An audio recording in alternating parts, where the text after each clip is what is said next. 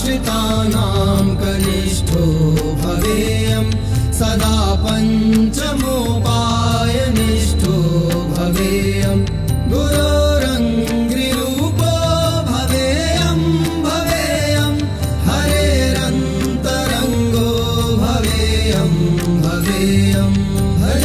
भाष्यकारम् भजे लक्ष्मणायम् भजे सालसद्ग्राम रामानुजार्यम् भजे भाष्यकारम् भजे लक्ष्मणायम् भजे सालसद्ग्राम रामानुजार्यम्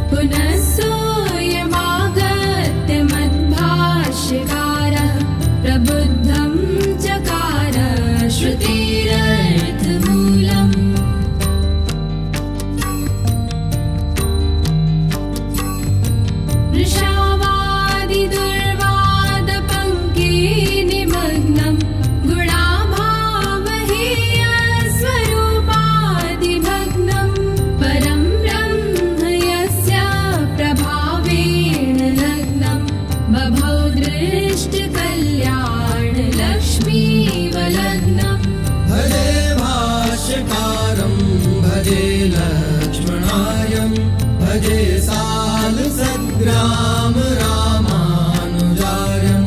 भजे भाष्यकारम् भजे लक्ष्मणायम् भजे सालसद्ग्राम रामानुजार्यम्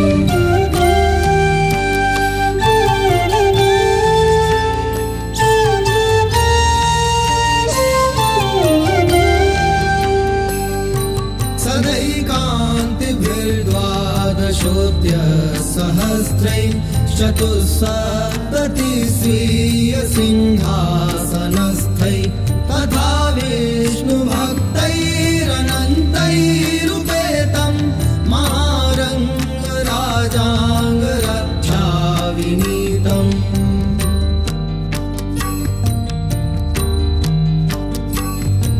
न यागो न योगो न वा तन्त्रमन्त्रौ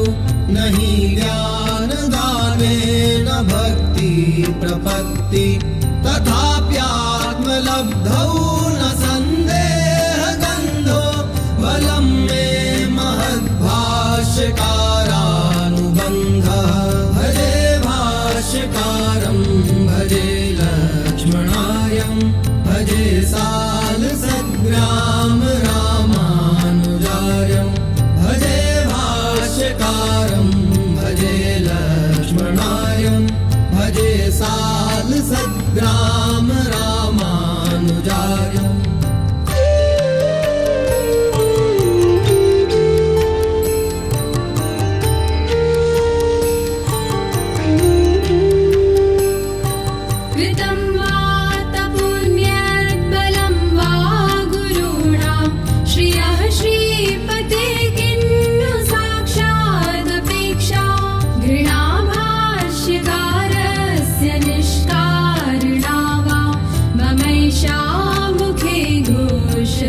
कापि भाषा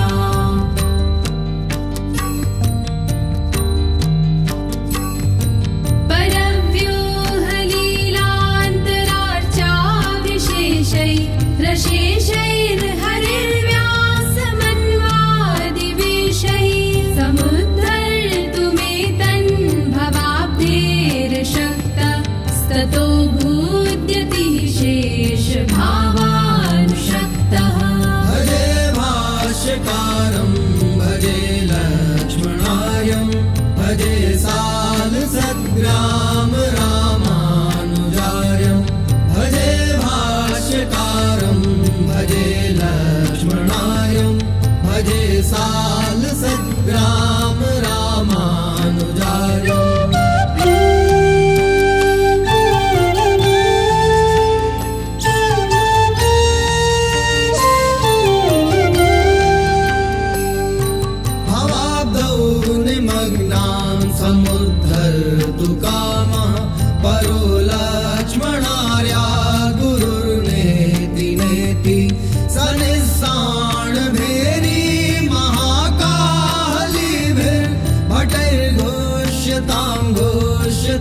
वेङ्कटेषु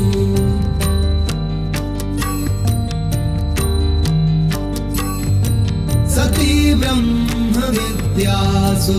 शैलदीपो गुरुः पारिजातः श्रितं भाग्यरत्नम् ततः कालमेघे स्वयंभो गिराजे प्रसन्ने तदस्मिन्नलभ्यं कुतो नः भजे भाष्यकारं भजे लक्ष्मणार्यं भजे सालसद्ग्राम रामानुजार्यं भजे भाष्यकारं भजे लक्ष्मणार्यं भजे सालसद्ग्राम रामानुजार्यम्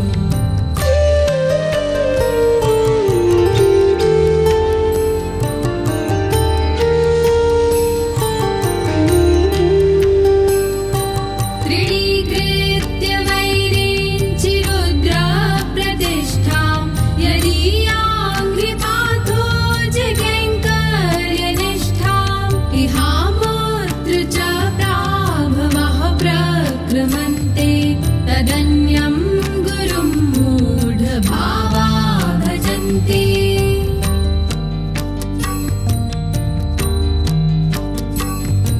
यतीन्द्रं विनिन्दते सद्ग्रन्थगन्धा धरा विश्वमिथ्यानुसन्धानगन्धा जगच्चक्षुषं प्रज्ञमेकं शतान्धा न पश्यन्त्यहो कर्मबन्धादिवान्धा भजे भाष्यकारं भजे लक्ष्मणार्यं भजे सालसद्ग्राम रामानुजार्यं भजे भाष्यकारं भजे लक्ष्मणार्यं भजे सालसद्ग्राम रामानुजार्यम्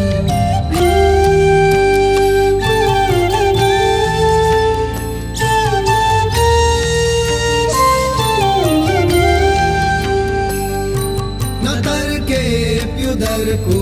न शब्दे च शब्दो न कस्यावतारो न तंत्र स्वतंत्रः कथं कल्पयेत् सर्वभाषासु गाथा किमाचार्य माहात्म्यभीतः सवेधा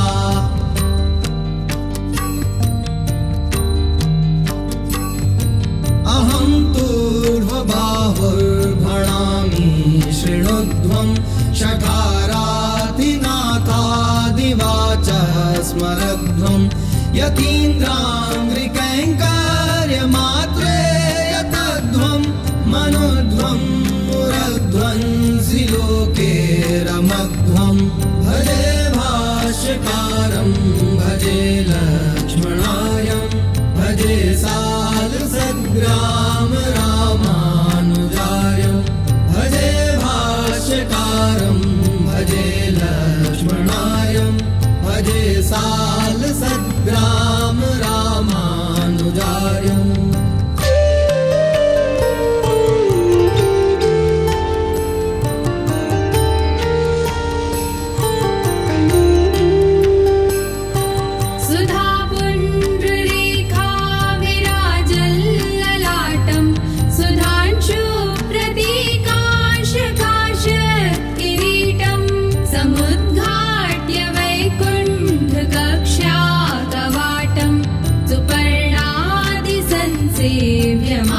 सेव्यमानन्दकूटम्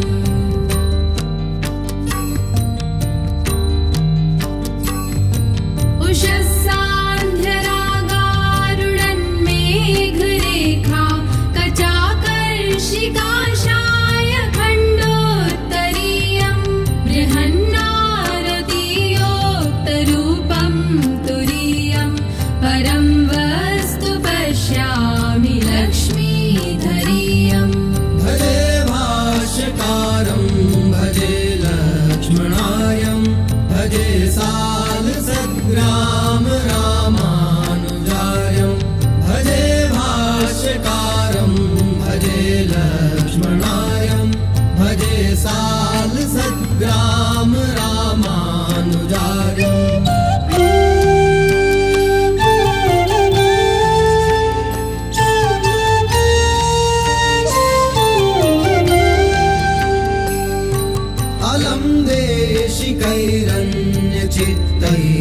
प्रमत्तैरलं स्थाणुकल्पैर्लक्ष्मीशतल्पैः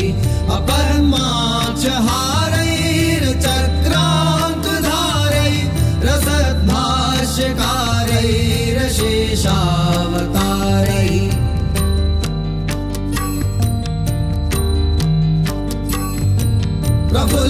प्रफुल्लातनेत्रं प्रभासो विगात्रं प्रकृत्या पवित्रं प्रभावैर्विचित्रं हरेरातपत्रं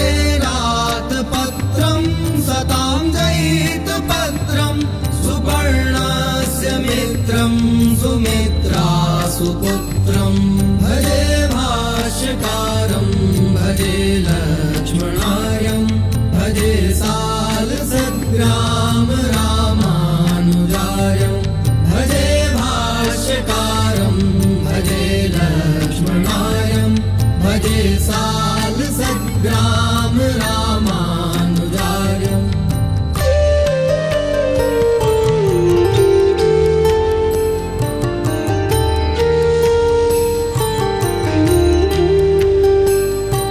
अहो शाङ्करः किङ्करत्वं प्रयाता वरे भास्करास्तस्कराकारभाजः ततो यादवः पादवारे प्रपूता तथैवागता सौगता भाट्टसाङ्ख्या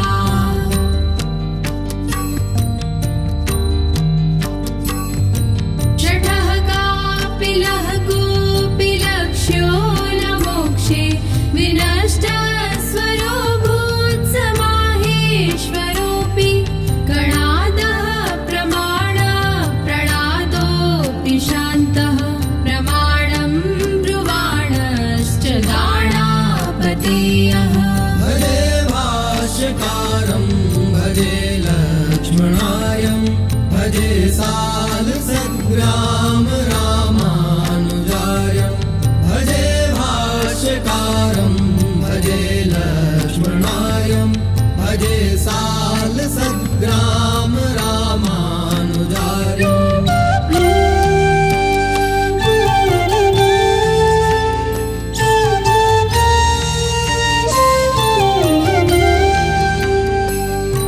स्वयं ब्रह्मसूत्राद्यभावेऽपि बुद्ध्या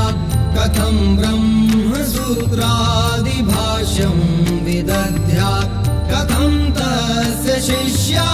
बभूवुर्मनुष्या कुतो नास्ति रोषः कलेरेष दोषः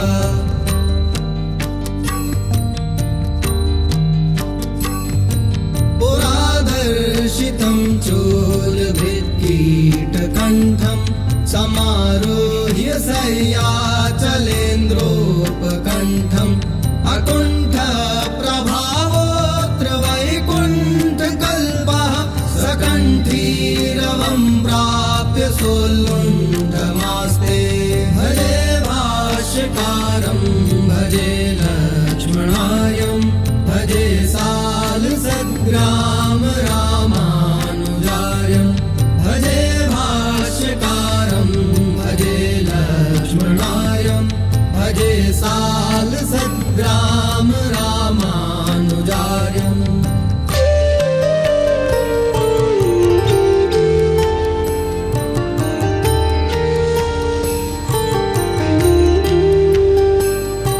नमः पुण्यकाण्डिन्यगोत्रोद्भवेभ्यो नमः सालसद्ग्राम सद्वंशजेभ्यः नमो वैष्णवेभ्यो महद्भ्योर्भकेभ्यो नमः शेषभावादचिद्भ्यश्च चिद्भ्यः